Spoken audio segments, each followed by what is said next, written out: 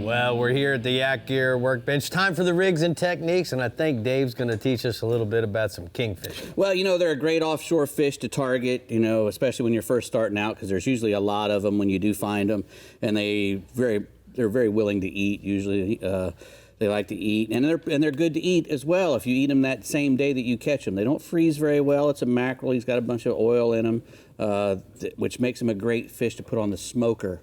Yeah, because they can really take a long smoke for a long time without drying out too much. And that's why I like to catch them. As soon as I catch one, I'm very happy because I know I'm going to eat fish dip. So they're very fast attack fish. They got really big teeth on them.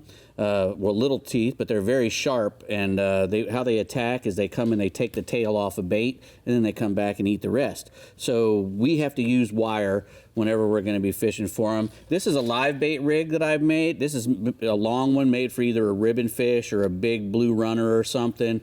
You put that live bait hook in the front of the fish's nose, and then you string those treble hooks all the way down the rest of his back. Any reef fish, if you're fishing on a reef, anything that you catch on the bottom, you pull it up and you put a rig like this on him, a kingfish will come and eat it. You know, so it's really good for live baits. And also all these plugs here. Now, these are some really good plugs. The Max Stick Deep Diver. You know, one thing about kingfish is you don't have to troll really fast to catch them like you would a wahoo.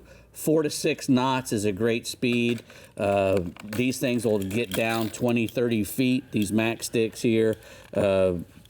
Just really, really nice bait. Like I said, they have 6X hooks on them. These are big hooks on them. Reinforced construction through wire, and a really nice finish on them, a super glow finish. So they really make a good attraction. They come and get that thing. You might miss a few. Anytime you're pulling these trolling plugs, you're going to probably miss a couple of fish because of the way they come in really hot and fast.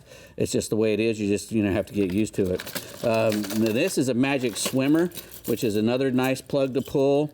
The good thing about the Magic Swimmer is it swims really good at really low speeds, that 4 to 6 knot speed. You might have to pull these divers a little faster to get down, but you can also pull them on a planer as well. You don't have to use the planer, but a lot of times when you're marking kingfish and they're down deep, you put a planer out and they'll come up to eat a plug or even a live bait. So I filmed with Chad. I did a kingfish show pulling Magic Swimmers. And with the problem we had before we put them on the planer, what ended up happening is they would eat it and they would come out of the air with the lure in his mouth. Yes. And you're trying to set the hook with him 15 feet in the air. It's like a top water plug, though. You just got to let him go. And we put it on the planer, and then we caught everything out. Yeah, you'll catch them on the planer a lot easier because they pull hard on that planer. And you were telling me that they also, when they're having a hard time catching them on the wire, they'll like to use a triple rig, a triple O'Shaughnessy hook. It's called a kingfish rig. It's real simple. You hook whatever bait fish you're using.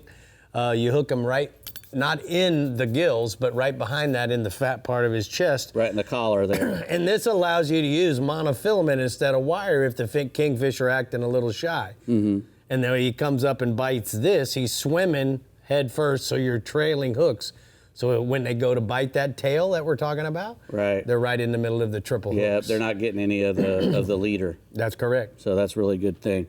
Now, a good rod and reel combo, which would be this Penn Carnage 3. It's a 7-foot rod with a nice limber tip, which you want to have when you're catching kings, because you can pull the baits out of their mouth real easy if you're pulling too much drag with them.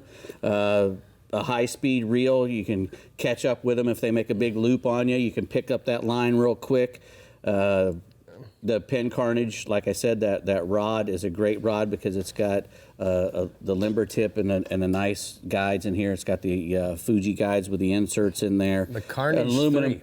Carnage 3 and an aluminum gimbal. You want to have something that you can, especially if you catch a bigger one, you want to have something you can put in a belt, because it might be a little while before you catch a big kingfish. And the thing about kingfish, they make that big run and then they come back halfway to the boat, like similar to a bonefish, and then they run again halfway. Yeah, that's when a lot of guys, speed. And a lot of guys will get anxious and start, putting too much drag on them and pulling the hook. Tear the hook out of his face. Don't touch the drag. Don't touch the drag. Don't touch it.